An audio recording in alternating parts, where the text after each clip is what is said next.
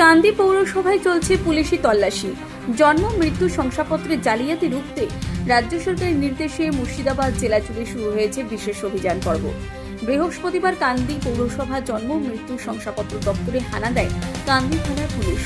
খতিয়ে দেখা হচ্ছে বিভিন্ন রেজিস্টার, সরকারি নথি এবং নথিভুক্তির সমস্ত তথ্য।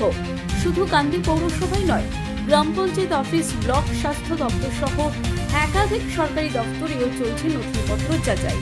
উল্লেখ্য, খড়গ্রাম ব্লক হাসপাতাল সহ রাজ্যের বিভিন্ন জায়গায় জন্ম মৃত্যু শংসাপত্র সংক্রান্ত অনিয়মের অভিযোগ সামনে আসার পরই এই বিশেষ অভিযান শুরু হয়েছে বলে প্রশাসন সূত্রে জানা গিয়েছে।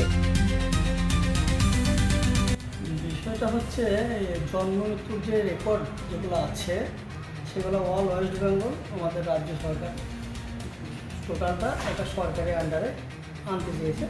এই স্ক্যান করে সেটা আমাদের কাছে অর্ডার এসেছে, যত রেকর্ড আছে জন্ম মৃত্যু আজ পর্যন্ত সেগুলোকে রেকর্ড করে স্ক্যান করে নিজেদের আন্ডারে রাখতে চেয়েছে।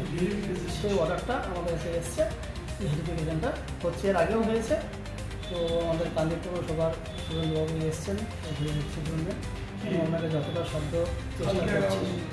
তো 3 দিনের জন্য বা সময়টা নির্ধারিত হয়নি, এটা কতদিন কয়েকদিন অফিসট কাজকর্ম বন্ধ হবে নাকি। আচ্ছা, যে বিষয়টা বললেন, এর আগে একটা ভেরিফিকেশন হয়েছে 7,400।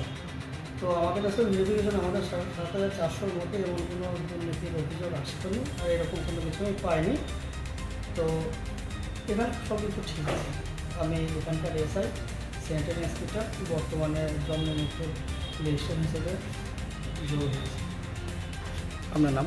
আমার নাম দৌলত হোসেন, কান্দি পৌরসভা সেন্ট্রাল ইন্সপেক্টর, বর্তমানে রেজিস্ট্রার।